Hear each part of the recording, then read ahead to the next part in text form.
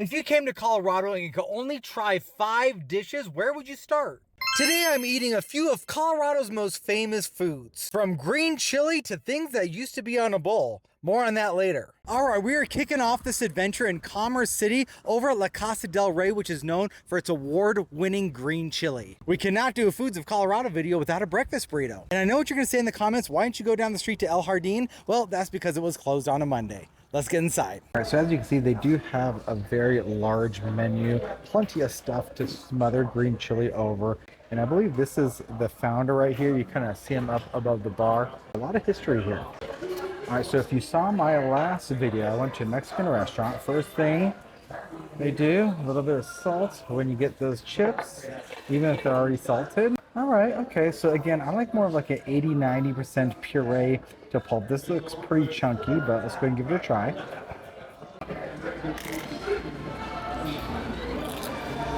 Got a little bit of a spice to it. I like that. But a little bit too chunky for my liking. Okay, the breakfast burrito has arrived. It is getting very loud in here. So I'm going to try and speak into my mic here. Good size, good amount of length on this burrito. Not the girthiest of burritos, but the cheese is melted on here nicely. I say the consistency of that green chili is nice. Not too thick where it's like gravy, not too thin or watery either. And then you get some nice chunks of that pork. Let's go ahead and put my knife into it. Yeah, comes apart very nicely. So very nicely done there. Get a little bit of that green chili and everything on there. So there's a little bit of a tickle on the tongue here, but it's not overbearing. I think I was expecting maybe a little bit spicier, because with medium, I want a little heat. Maybe I should have gone spicy, but I don't want to ever eat something on camera and then just be like choking for 5 minutes and then have to edit that out. So I went medium here. I actually could probably go a little bit spicier.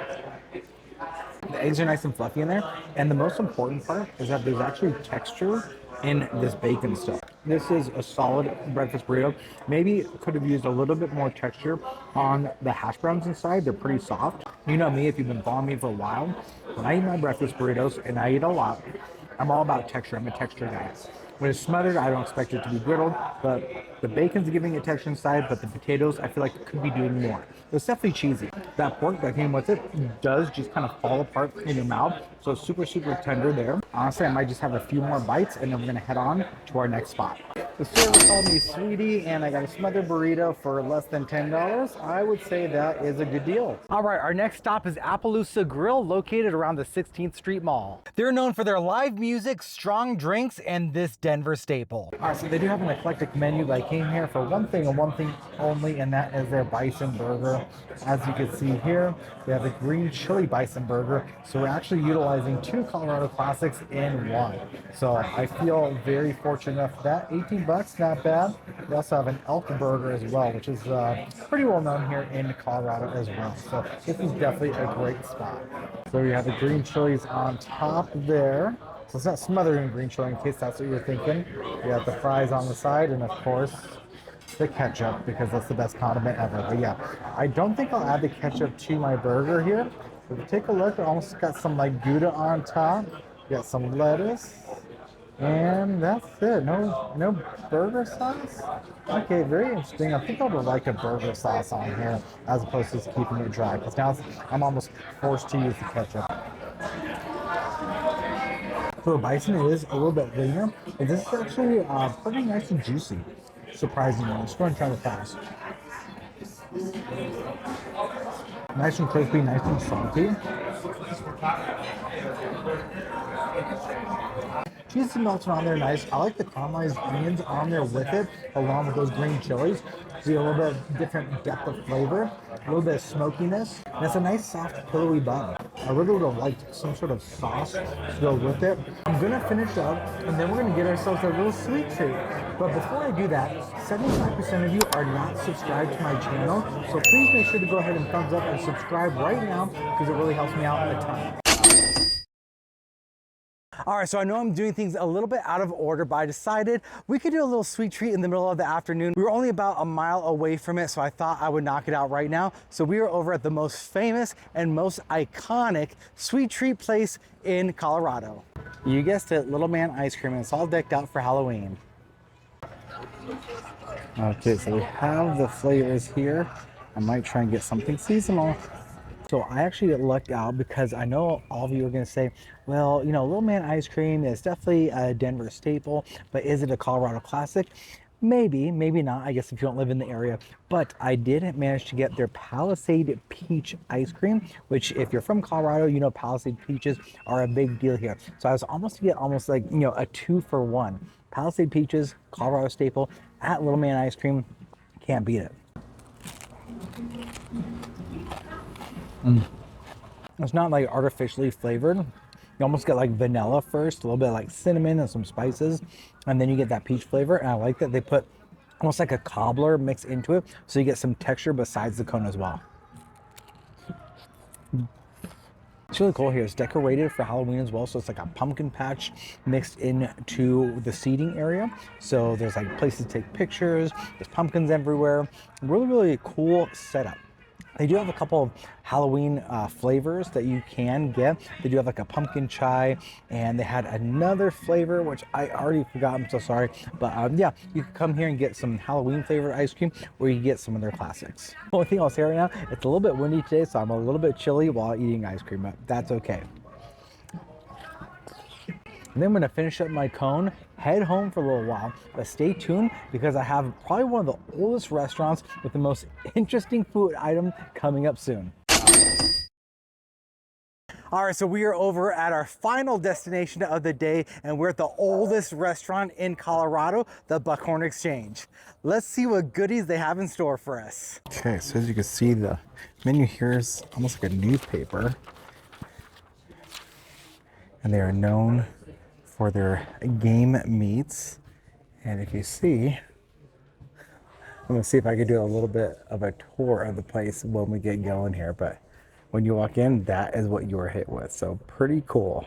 Came right off his presidential train. Him and the Rough Riders came to hunt by Colorado Springs a couple months after he was elected. Okay. And the man who opened the restaurant was the scout for that hunt. Oh, wow. So they ended up going to Africa together twice. One at a time, the big Cape buffalo at the front of the restaurant. Teddy shot that. And then we have a lioness head right there, and Henry shot that. And then these are this one here? Yeah, that little lioness next Got it. And then these are all original pictures of Buffalo Bill Cody and Annie Oakley. We have a beefalo. I should point out that in the top left corner, that's half cow, half buffalo. Oh. The Russian experiment that actually took. We used to serve that beefalo in 1950s, and then they changed. They actually got the U.S. prime list for meat, and then stopped serving meat that wasn't on that. Crazy. We got a hyena and a brown zebra. The zebras are born with brown stripes, and when they get older, Oh, the hyena's up there. That was found frozen in the snow. It on, and I really did. Two-headed, like a calf? Yeah. 1 out of 18 births is some kind of deformity in the head. They're usually used for veal, but that's perfect. And Wow. the rancher in the 1930s donated it to the restaurant. Oh, that's crazy. The white buffalo. And then the golden eagle at the front of the restaurant. Been on display since 1893 as well. Henry Zeitz got that from Chief Sitting Bull after they were in Buffalo Bill Cody's Wild West traveling show. Wow. Just take a second and admire the chair that I'm in. I feel like I'm a king, like I'm a president sitting in the chair around all these animal heads. All right, our order of our Rocky Mountain oysters have arrived. They come with 3 sauces. From the left here, we have a horseradish sauce, we have a cocktail sauce, and then she said this is a spicy honey mustard for dipping. I'm gonna at least try it with each one of these sauces here, so bear with me. Okay, so good texture on there. It's almost like a fine crumb. All right, let's go ahead and dip it into the horseradish. Cheers. Okay, that bite wasn't very rubbery. A lot of people are saying this is gonna be rubbery, this is gonna be tough. That was actually pretty tender. These are sliced really, really thin. Okay, cocktail sauce. No pun intended. I like it with the cocktail sauce a lot. A lot more than I do the horseradish. Okay, spicy mustard, and here's very spicy. I might have dipped too much. That is spicy. Oh my god, my nostrils. Way more spice than the cocktail and the horseradish sauce itself, the creamy horseradish. Almost no spice there, almost no spice there. Not gonna lie, I've had Rocky Mountain oysters before and wasn't a fan of them. These aren't half bad.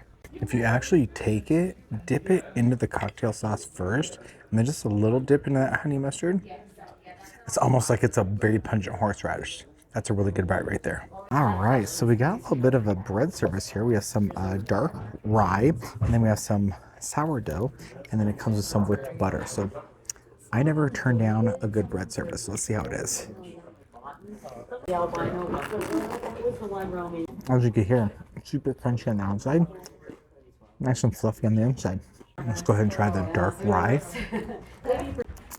One of our more unique ones, yeah. I prefer the sourdough, but if you're a big rye fan, you're gonna like this. It's really, really dark. Our lamb chops have arrived. They have a Madeira sauce with it, garlic mashed potatoes, and then some veggies on the side. So you guys can never say I don't eat my veggies. I wore a light colored shirt today, so hopefully I don't get any sauce on me. Nice and pink in the middle. A little bit of the sauce, a little bit of the mashed potatoes together.